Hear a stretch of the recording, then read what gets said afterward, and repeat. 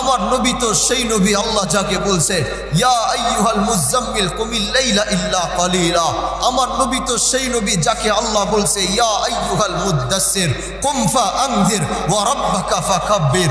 আমার নবী তো সেই নবী আল্লাহ যাকে বলছে ওয়াদ-দুহা ওয়াল-লাইলি ইযা সাজা মা ওয়াদ্দাআকা রাব্বুকা ওয়া মা ক্বালা। আমার নবী তো সেই নবী আল্লাহ যাকে বলছে আলাম নাশরাহ লাকা সাদরাক ওয়া ওয়াদা'না আনকা উযরাক আল্লাযী আনকাযা যাহরাক ওয়া রাফা'না লাকা যিকরাক। আমার নবী তো সেই নবী আল্লাহ যাকে বলছে ইন্না আ'তাইনাকাল কাউসার ফাসাল্লি লিরাব্বিকা ওয়ানহার ইন্না শানিআকা হুয়াল আবতার।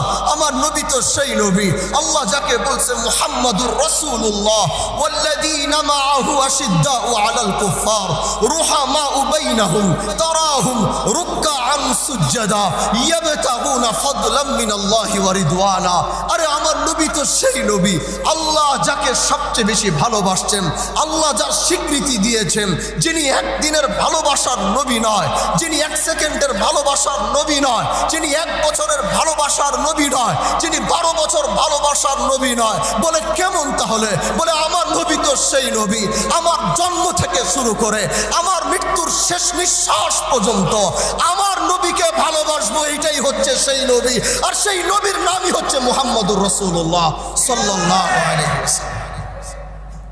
অথচ 12 রবিউল আউয়াল আসলেই দেখি রাস্তার ভিতরে তারা হাতের ভিতরে ব্যানার নিয়ে রাস্তার ভিতরে নেমে তারা মিছিল করে, কেউ দেখি কেক কাটে।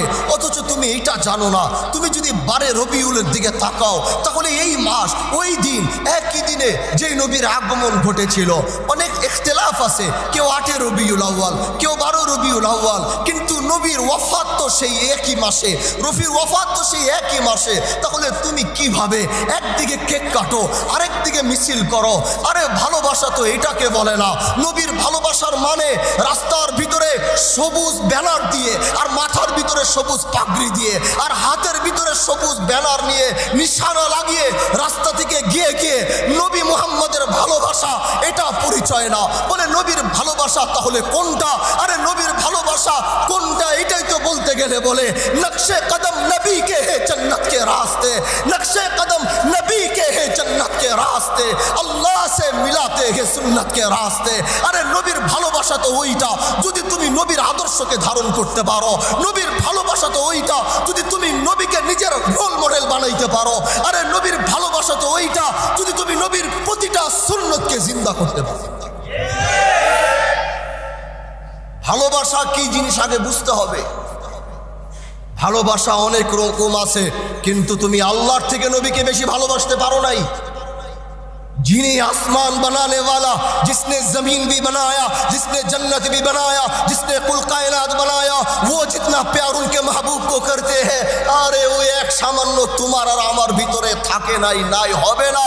তাহলে কুল কায়নাতের মালিক তাকে কত ভালোবাসে, তার প্রতি তিনি ভালোবাসার বহিঃপ্রকাশ করতে গিয়ে কোরআনের কয়েকটা আয়াত তিনি একসাথে করেছেন।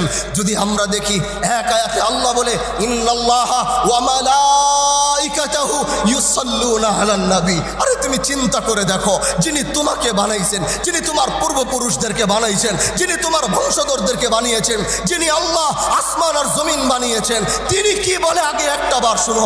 তিনি বলে ইন্নাল্লাহা বেশক আল্লাহ ওয়া মালাইকাতাহু ফেরেশতারা ইউসাল্লুনা আলান নবী। আরে দেখো ভালোবাসা কাকে বলে। আসমান বানানে ওয়ালা বলে আমি নিজে, আমার মালাইকা, আমার ফেরেশতারা আমার নবীর উপরে দুরূদ পড়ে তিনি আবার এক কথা ডাক দিয়ে বলে ইয়া আইয়ুহাল্লাযীনা আমানু, এই ঈমানদারেরা যারা আল্লাহর উপরে ঈমান এনেছো, যারা আল্লাহর জাতের উপরে ঈমান এনেছো, যারা আল্লাহর সিফাতের উপরে ঈমান এনেছো, যারা আল্লাহর জাত আর সিফাতকে মেনে যারা আল্লাহকে বিশ্বাস করেছো, সাল্লু আলাইহি ওয়া সাল্লিমু তাসলিমা। এর থেকে বড় ভালোবাসা আর কি হইতে পারে যে নিজে দুরূদ পড়ে তার ঈমানদার বান্দাদেরকে হুকুম করে বলছে তোমরাও আমার নবীর দুরূদ পড়ো।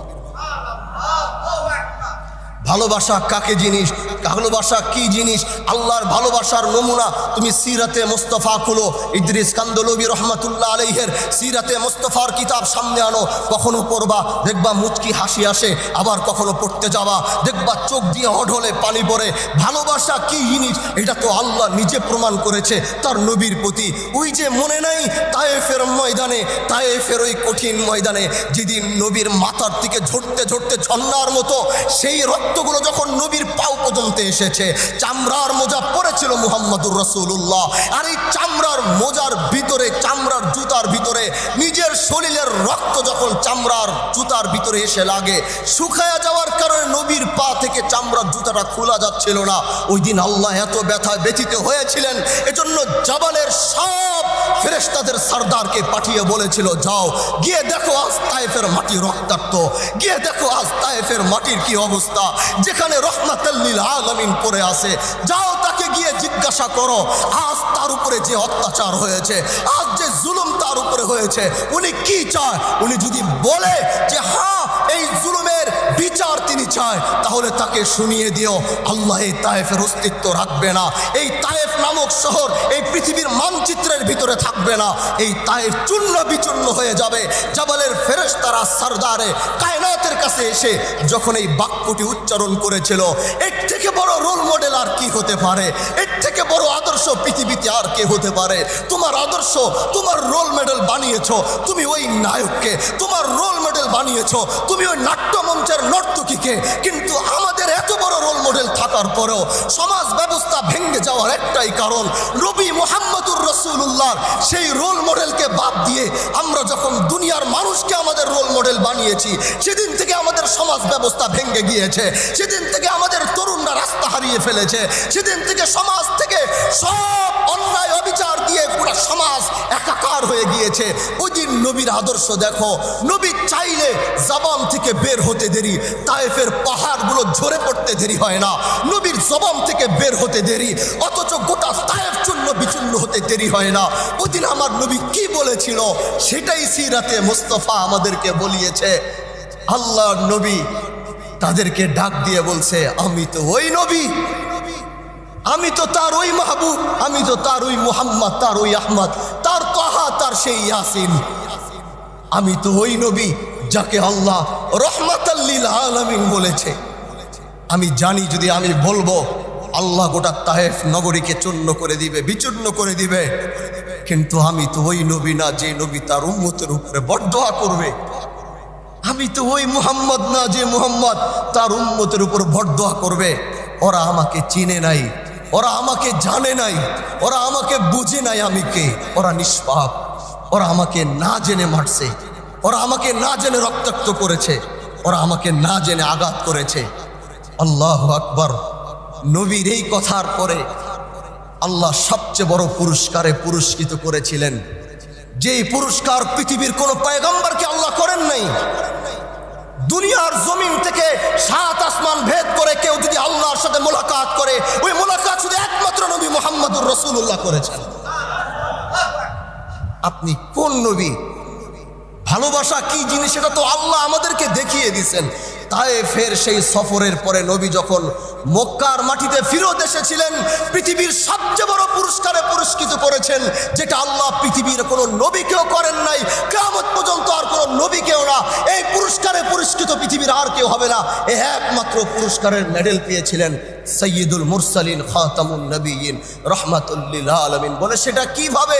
বলেন নবী এই ব্যথা নিয়ে একদিকে চাচাকে হারিয়েছিলেন, আরেকদিকে আম্মাজান খাদিজাকে হারিয়েছিলেন, আরেকদিকে তায়েফের ময়দানে রক্তাক্ত হয়েছেন, কষ্ট পেয়েছেন, পাহাড় পরিমাণ কষ্ট নিয়ে মক্কার মাটিতে আবার ফিরত এসে যেদিন তিনি রাতের বেলা ঘুমিয়েছিলেন, ওই দিনই আল্লাহ বলেছে আপনার কষ্টে শুধু আপনি কষ্ট পান নাই, আপনার কষ্টে আরশের মালিকও কষ্ট পেয়েছে, আপনার কষ্টে সমস্ত ফেরেশতারা কষ্ট পেয়েছে, আপনার কষ্টে গোটা জাহান কষ্ট পেয়েছে, আপনার কষ্টে গোটা পৃথিবী কষ্ট পেয়েছে, প্রতিটা ডালপালা কষ্ট পেয়েছে, প্রতিটা পাতা কষ্ট পেয়েছে।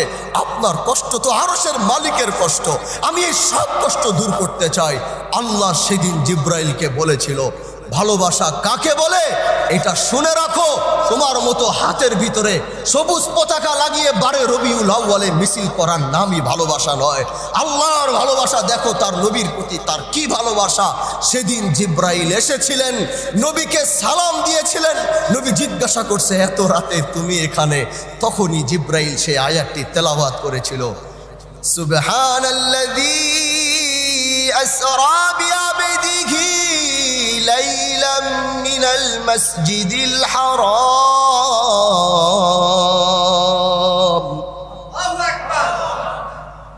মিনাল মাসজিদিল হারাম ইলাল মাসজিদিল আকসা الذي باركنا حوله لنريه من آياتنا إنه هو السميع البصير